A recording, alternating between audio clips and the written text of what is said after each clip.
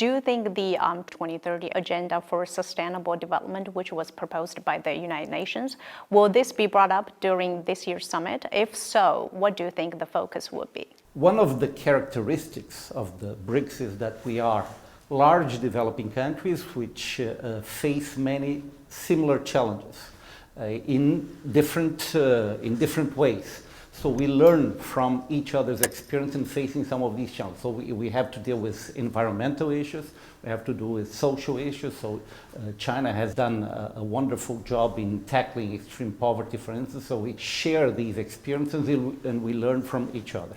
I am convinced that these issues will come up. We are all committed to fulfilling the 2030 development goals. Data shows that the trade between Brazil and China has increased by more than 130% since 2016, that keeping China as Brazil's largest trading partner for 13 consecutive years. So how does Brazil benefit from the BRICS mechanism, and what role does it play in pushing forward BRICS goals?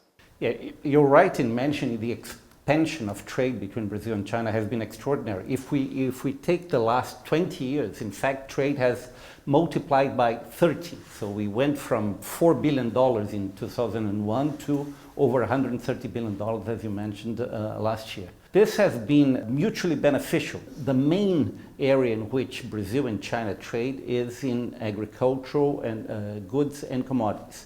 So China has been a major market for our exports, but at the same time Brazil has also been a very reliable supplier, which has benefited when China has faced difficulties, for instance, in supply of pork meat.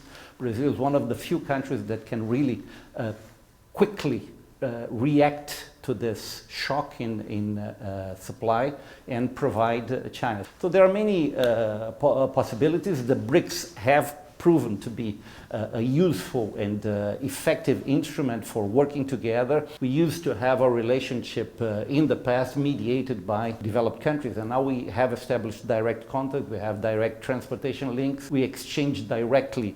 In an op-ed with the CGTN last year, you called Brazil and China relations as an evolving partnership. Yeah. And you said, I quote, "The obstacles to travel have caused a reduction in bilateral exchanges. Once connectivity is restored, the Brazil-China relations will pick up again in full."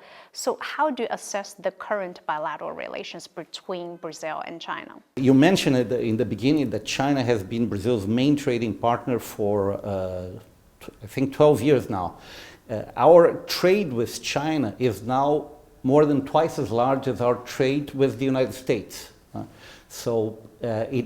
this has come or has happened in virtually over these 20-year period.